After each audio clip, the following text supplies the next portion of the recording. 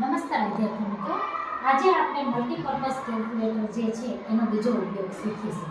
પ્રથમ ઉપયોગમાં આપણે 1 થી 10 અને 1 થી 10 ના ઘડિયા જે છે એની મદદથી આપણે 11 થી 100 ના ઘડિયા બનાવ્યા હતા અને 11 થી 100 કે એનાથી વધારે ઘડિયાને આપણે બનાવી શકીએ છીએ.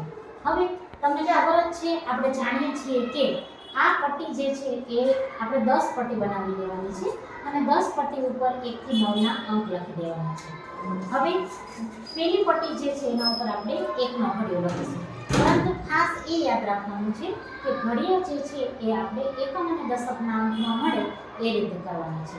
ધારો કે 1 એટલું 1 તો 0 અને 1 એમ લખીશું, 1 દૂર તો 0 અને 2 લખીશું. એનું કારણ કે જ્યારે આપણે બીજી પટ્ટીનો ઉપયોગ કરીશું 2 ના ઘડિયાને, ત્યારે ધારો કે 2 છક 12 કે 2 પચાસ 10 મળે તો આ પટ્ટી જે છે એમાં આપણે પછી ઊભો સરવાળો કરવાનો છે તો એ વ્યવસ્થિત આપણને મળી શકે. અને આ જે છે એ જૂની પદ્ધતિ છે. જૂની પદ્ધતિનો ઉપયોગ આજે આપણે ફટાફટ ગુણાકાર કરવા માટે કરીશું. ધારો કે આપણે કોઈ પણ એક સંખ્યા લઈએ, એનો આપણે ગુણાકાર કરવો છે. ધારો કે હું લઉં છું 34 લઈએ આપણે, ચાલો તો આપણે એના માટે 3 ની અને 4 ની પટ્ટી જોઈશું. 3 અને 4 ની પટ્ટી જોઈશું.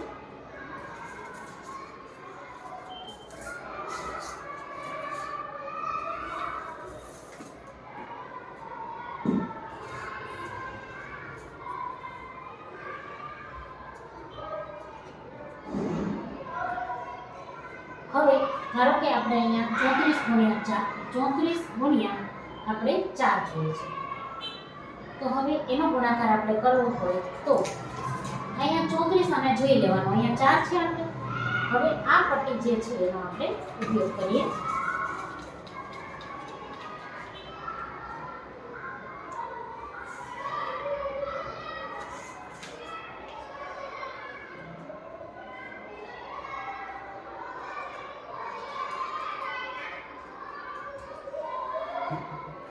ધારો કે હવે આપણે 34 ગુણ્યા 4 જોઈએ છે, બરાબર?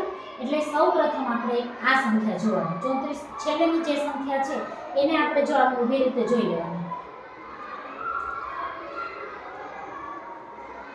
આ સંખ્યા જે છે એની સાથે આપણે જોઈએ તો અહીંયા નીચે કોઈ સંખ્યા છે નહીં, એટલે આપણે અહીંયા 6 નો 6 એકમ મૂકીશું. હવે વચ્ચેની જે આ બે સંખ્યા મળે છે ને આડી લીટીમાં, એ બંનેનો આપણે સરવાળો કરી નાખીશું. અહીંયા છે 2 ને અહીંયા 1, તો અહીંયા મળશે આપણે 2 ને 3.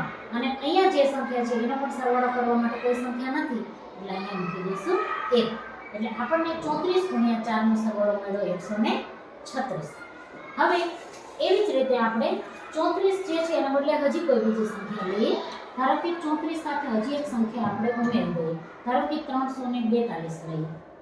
હવે અહીંયા 3 4 અને હવે આપણે 2 લેવા હોય તો કઈ પટ્ટી જરૂર પડશે? 2 ની પટ્ટી જરૂર પડશે. હવે આ 2 ની પટ્ટી જોઈએ આપણે. હવે આપણે અહીંયા 342 જે છે એના ગુણ્યા આપણે 4 કરીએ જોઈએ. 4 કરીને જોઈ લઈએ. 342 ગુણ્યા 4.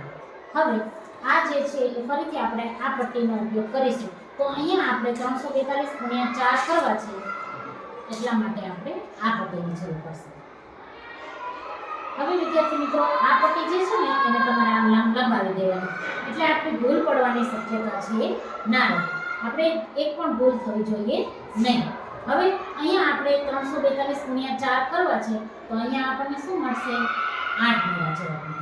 પછી અહીંયા આ બંને સંખ્યાનો આપણે સરવાળો કરવાનો છે, તો 6 અને 0 છે, તો 6 માં 0 નાખીએ તો 6 ના 6. હવે અહીંયા જોઈએ, અહીંયા આપણે શું મળે છે? 2 અને 1, તો 2 ને 1 કરી નાખશું 3. અને અહીંયા શું મળે છે આપણને? 1, તો 1 ના 1. તો 342 ગુણ્યા 4 છે એનો સરવાળો ગુણાકાર મળશે આપણને 1368. નમસ્કાર.